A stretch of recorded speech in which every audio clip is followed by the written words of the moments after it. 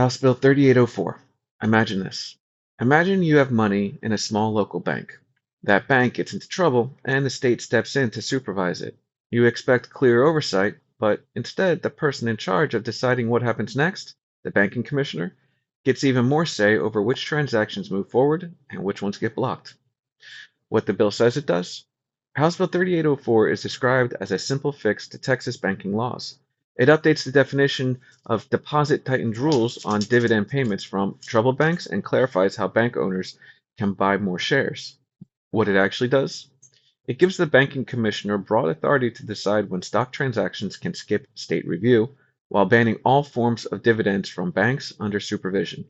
This means bankers and regulators get more flexibility and control, while shareholders and the public lose transparency over key decisions.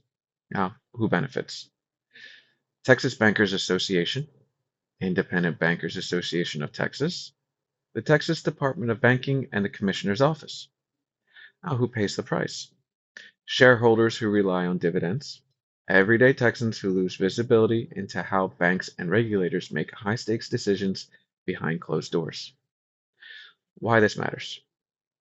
When financial power moves into the hands of a single regulator with no new checks or public reporting, Texans lose the ability to see who's influencing the rules. Bills like this seem technical, but they shape how banks move money and who gets to bend those rules. Now, questions you can ask your lawmakers. What limits or public reporting exist on the Commissioner's exemption decisions? How will you ensure industry lobbying doesn't quietly steer these exemptions? And would you support a requirement for public audits or published exemption data to keep the process accountable?